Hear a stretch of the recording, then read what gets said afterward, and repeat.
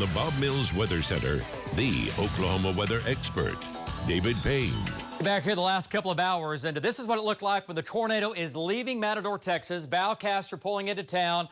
He's the first one on the scene with Jeremy Carter and Brandon Pennell. Folks, that's a vehicle. That's going to be EF4 damage. There's a tire. And this is the owner of this home. That's Val. That's Amy digging for his wife. He was waving his hand, please help me. This is where they got out of the car. They went to go help him. They dug down underneath their home. They found his wife, and she had passed away due to the tornado. They put this man in their vehicle, and they took him to an ambulance about 20 minutes from that scene. So he was with them for 20 minutes. I could hear them in the vehicle talking. He was talking, he was responding, but he does have some injuries. But how sad is that? I mean, folks, that is as bad as it gets, right? All right, there's a tornado moving through Matador, Texas. And Matador, Texas is about 90 miles west-southwest of Altus, Oklahoma. So our trackers, they have done this so much over their many, many years of storm tracking. Sometimes you go from tracking storms to first responders, and that's exactly what they've become. Val, give us an update on what you've found out here just in the last 10 minutes since the top of the newscast. Go ahead. Yeah, David, all kinds of stuff going on out here. What you're looking at in our shot right there used to be the Dollar General store. So that vehicle, as I turn the camera, that truck right there on its side, there was an RV sitting next to that that's completely gone.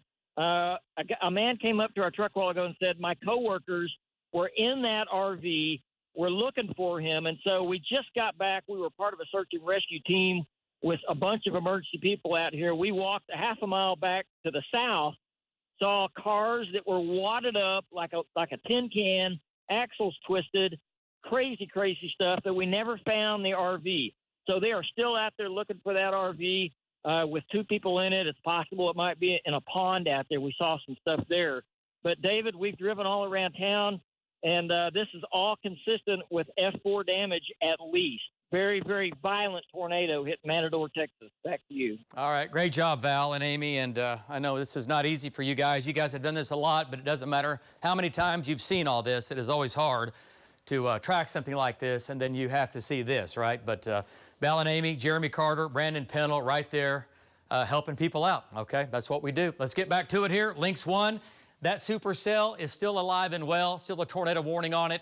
It's pushing to the south. That's what everything looked like this afternoon. By the way, there's Matador, Texas. Lubbock's here, get your bearings straight. Amarillo's right here. Altus is here. So it's about 93 miles to the southwest of Lubbock, or excuse me, of Altus, Oklahoma. All right, so the supercell, a large storm producing larger than baseballs. The hook went right through town. And Matador only has about 600 people in town, so not a very big town at all, so you know everybody knows everybody.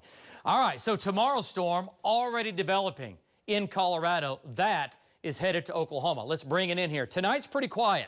Not much overnight tonight. And then let's get into tomorrow morning. That Colorado system, look what it does. 8 o'clock, 9 o'clock, 10 o'clock. There's noon tomorrow coming into the Panhandle. It's going to slide south and east. There's 3 o'clock in the afternoon. It's across western and northwestern Oklahoma. And then by 3 to 4 to 5 to 6 o'clock, coming into the Oklahoma City area from here west and southwest, the main threats are going to be large hail, damaging wind, okay? And then by tomorrow evening, it's long gone. But severe weather, yes, tomorrow. I think really the overall tornado threat tomorrow is extremely low. It's mainly a wind and hail threat. Okay, lows tonight near 70. Highs tomorrow near 90 before the storms get here, and then we will quickly cool off behind that. So tomorrow morning, thunderstorms in the northwest. This will be late tomorrow morning through the Panhandle. They'll roll south and east between 3 and 6 o'clock coming into Oklahoma City. From here to the west, southwest, and south.